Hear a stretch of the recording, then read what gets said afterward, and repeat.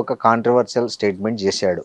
మీ దృష్టికి నాకు తెలియదండి, నాకు రాలేదండి నిజంగా. ఆయన ఏమన్నాడంటే, నిండుగా వేసుకోవాలమ్మా హీరోయిన్లు, అలా వేసుకోకుండా సామాన్లు కనిపించేలాగా పోతే మన నిధి అగర్వాల్ మీద ఏదైతే అట్లా జనం మూక దాడి జరిగిందో అలాంటివి వస్తాయి. అసలు ఈవెన్ మీకు పైకి మంచిగా మాట్లాడే వాళ్ళు కూడా లోపల మాత్రం తిట్టుకుంటారు, దరిద్రపు ముండా ఇట్లా బట్టలు వేసుకుంది అని అనుకుంటారు. మంచిగా నిండుగా వేసుకోండి, చూసే గౌరవం ఉంటుంది, నిండుదనం కప్పుకుంటేనే ఎక్కువ గౌరవం వస్తుంది అని ఒక ఆడియో రిలీజ్ ఫంక్షన్లో చేశాడు. సో దాని మీద నటి అనసూయ తీవ్రంగా స్పందించారు. ఆమె ఏమన్నారంటే, స్త్రీలు ఏం వేసుకోవాలో కూడా మీరు చెప్పాల్సిన అవసరం లేదు, స్త్రీలకు ఏది ఇష్టమైతే అది వేసుకుంటారు, మీరు అవన్నీ మీరు గీతలు గీసేయద్దండి ఇప్పటికి కూడా 21వ శతాబ్దంలో. సో మీరు మీకు నిజంగా స్త్రీల పట్ల కన్సర్న్ ఉంటే, అరే ఆ అమ్మాయిని ఎందుకు అలా మూకదాడి చేశారో, అమ్మాయిలు మీ అక్క చెల్లి మీ అమ్మ చూడలేదా మీరు అని అట్లా చెప్పండి, కానీ మగవాళ్ళకి గీయండి హద్దులు, ఆడవాళ్ళకి కాదు అన్నారు. దీనిపైన మాధవీలత గారి స్టేట్మెంట్ ఏంటి? నేను ఒక విషయం చెప్తాను. ఇది అనసూయ గారికి సంబంధించింది కాదు, అమ్మాయి హీరోయిన్కి సంబంధించింది కాదు, శివాజీ గారికి సంబంధించింది కాదు. ఏమైందంటేనండి, అసలు ఒకప్పుడు కనుక మీరు ఒక 2000 సంవత్సరాల వెనక్కి వెళ్ళిపోతే భారతదేశంలో స్త్రీ చాలా స్వేచ్ఛగానే వస్త్రధారణ వేసుకునేది. అందుకే మీరు ఇప్పుడు కూడా మనం దేవీ దేవతల విగ్రహాలు చూస్తే, మన రవివర్మ గారి ఆర్ట్ చూస్తే ఒక సింగిల్ వస్త్రం ఉంటది, చాలా చాలా సెక్సీగా తయారయ్యేవారు స్త్రీలు. ఆ స్వేచ్ఛ వల్లనే అంటే ఆవిడకి ఎలా కావాలో అలా శృంగారం చేసుకునేది స్త్రీ. ఎన్నైనా ఆ స్వేచ్ఛ వల్ల ఆవిడంత స్వేచ్ఛగా ఆలోచించగలుగుతూ ఉండేది. అంటే దీనివల్ల అది వస్తుందా అంటే అలా ఉంటుందా ఉండదా అని కాదు, freedom is freedom end of the day. ఎన్నైనా కరెక్ట్. నగలు వేసుకునేది, ఆ చక్కటి నడుము వంపులతోటే చక్కగా చీర కట్టేది. చీర అంటే ఇప్పుడు చీర కాదు, యాక్చువల్లీ గోచి తీసి కట్టేది. అంటే మీకు ఆ నడుమంతా కాళ్ళతో సహా ఒక చక్కటి శిల్పంలాగా ఉండేది. కానీ మన దురదృష్టం, ఆవిడ చాలా తెలివైంది. ఆవిడ స్త్రీ, భారతదేశం స్త్రీ విపరీతమైన తెలివి. ఎందుకంటే ఆవిడ ఎవరు అణగ తొక్కలే ఏ పురుషుడు.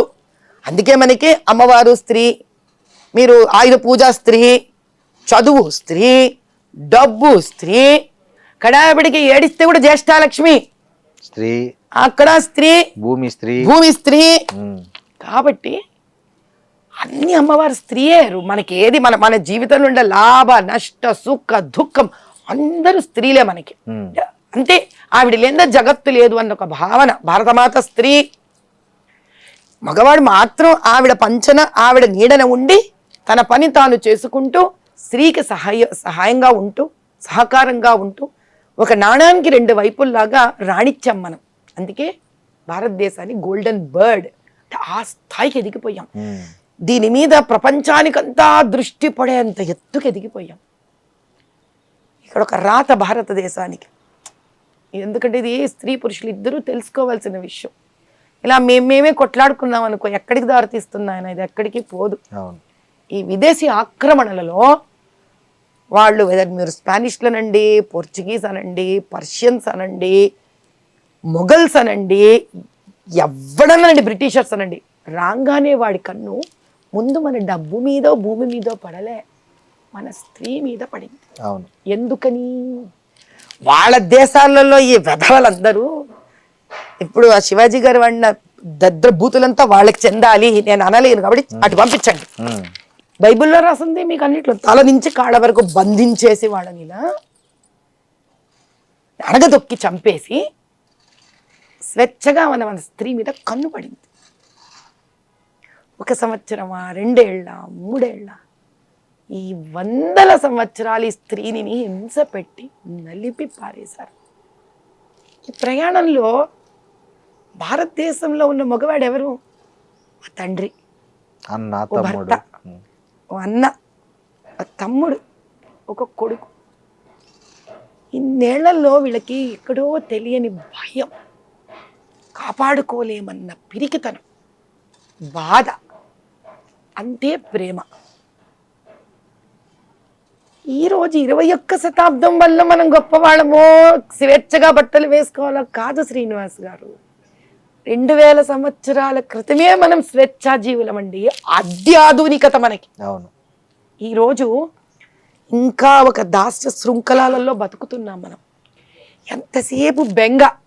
ఆడపిల్ల ఇంటి నుంచి వెళితే ఇంటికి వస్తుందా రాదా, వస్తుందా రాదా, వస్తుందా రాదా. ఆ బెంగలో పడి ఎలా మాట్లాడుతున్నానో తెలియక మాట్లాడారు శివాజీ గారు. అనసూయ గారు ఎవరు? ఇంతటి స్వేచ్ఛ స్త్రీ, భారతదేశ స్త్రీ, పరాశక్తి. అనసూయ గారిని ఎలా చూడాలి ఇప్పుడు మనం? పరాశక్తి అంటే 2000 సంవత్సరాల క్రితమే DNA RNAలో స్వేచ్ఛ, శక్తి, యుద్ధం, వంట, ఫైనాన్స్ మేనేజ్మెంట్, ఆంటర్‌ప్రెన్యూర్‌షిప్, మీరు ఏది అడిగితే అది ఉన్న స్త్రీ. ఎక్కడ పోతుందా DNA? ఈ 2000 సంవత్సరాలుగా మనం అణగదొక్కిపడ్డాం స్త్రీలు. ఎందుకని? ఈ వెధవల నుంచి కాపాడుకోవడానికి. కాబట్టి వీళ్ళు వాళ్ళని తిట్టుకొని ప్రయోజనం లేదు, వీళ్ళు వాళ్ళని తిట్టుకొని ప్రయోజనం లేదు. ఈ రోజు మనం చేయవలసింది ఏంటి కర్తవ్యం అంటే, ఆవిడ నుంచి ఒక పాయింట్ తీసుకోవాలి. ఏమని? మీకు అక్కలు చెల్లెళ్ళు లేరా? ఆహా, ఇదని వేస్ట్. అక్కలు చెల్లెళ్ళు ఉన్నారు ఏమిటి బాధలు వీళ్ళకి. ఇప్పుడు మన సైకాలజీ అర్థం చేసుకోవాలి. మన దగ్గర ఉన్న ఇండ్లల్లో మగవాళ్ళందరికీ తల్లి కూర్చోబెట్టి, నాన్న తల్లే కదా మరి చెప్పాలి. ఇప్పుడు మగవాడు నీకు అక్క చెల్లెలు లేరా అంటే ఆ మగవాడు ఇంకో మగవాడికి ఏం చెప్పుకుంటాడు? చెప్పలేడు. మళ్ళీ బాధ్యత స్త్రీదే.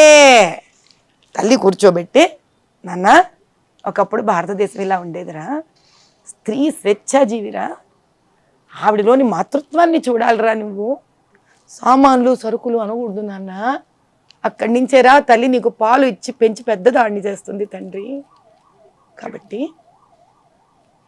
నీ ప్రతి స్త్రీలో ఒక మాతృభావనని చూడగలుగురా నాన్న అని తాను గర్భం దాల్చినప్పటి నుంచి ముందు ఆ స్త్రీ తను ఇంకొక స్త్రీని గౌరవించగలగాలి. గర్భంలో నుంచి వస్తున్న శిశువులోని కణాలు తయారవుతాయి చూడండి, ఆ సందర్భం అప్పటి నుంచే స్త్రీ మీద భక్తి భావన. సనాతన హిందూ ధర్మంలో ఒక ప్రహ్లాదుని లాంటి కొడుకు నాకు పుట్టాలని కోరుకోవాలి. స్త్రీ ఏమి ఇంకా పురుషుడేమి, ఈ సమాజానికి సమస్య తీరినట్టే కదా. ఇప్పుడు ఉన్న తల్లులు ఇండ్లకు పిలిచి ఈ రోజు నుంచి వాళ్ళని ఏ చిన్న వయసు అయినా సరే గ్రూమ్ చేయడం నేర్పించాలి. తద్వారా సమాజం అక్కడికి మార్పు తెచ్చేంత వరకు స్త్రీలు కూడా వీళ్ళని ప్రేరేపించినట్టుగా కాకుండా కొంచెం జాగ్రత్తగా వీళ్ళు కూడా మసలుకోవాలంటే ఒకటే సైడ్ నుంచి చప్పట్లు రావు. కాబట్టి రెండు వర్గాలు కృషి చెయ్యాలి. దేనికి? అటువంటి స్వేచ్ఛ భారతదేశము ఈ బోడి తెల్లోడు నేర్పించిన స్వేచ్ఛ కాదు, అనంత స్వేచ్ఛతోటి 2000 సంవత్సరాల క్రితం ఏ స్త్రీ శక్తివంతురాలుగా బతికిందో అటువంటి స్త్రీ స్వేచ్ఛ మళ్ళీ కలగాలని, యుద్ధం చెయ్యగలగాలని, రాజకీయంలో నిలబడగలగాలని, సంస్కృతం వేదాలను పఠించగలగాలని, యజ్ఞం చేసే హక్కు రావాలని, జన్యుధారణ చేసుకోగలగాలని, అటువంటి భారతనాతి కావాలి. మళ్ళీ ఒక గార్గి రావాలి, ఒక లోపాముద్ర రావాలి, ఒక సీతమ్మ వారు రావాలి, వీళ్ళందరూ తిరిగి రావాలి మళ్ళీ భారతదేశంలో. వీళ్ళేంటయ్యా మనకు నేర్పించేది? అటువంటిది రావాలని మళ్ళీ రెండు వర్గాలు కోరుకోవాలి, అప్పుడు పరిష్కారం దొరుకుతుంది. అంతేగాని ఇద్దరిది తప్పు కాదు, ఇద్దరిలో రెండు పక్కల తప్పులు ఉన్నాయి, ఇద్దరిలోనూ తప్పులు లేవు. ఇద్దరిలో ఎవరి మీద ఎవరికి కోపాలు లేవు, ద్వేషాలు లేవు, భయం, బాధ,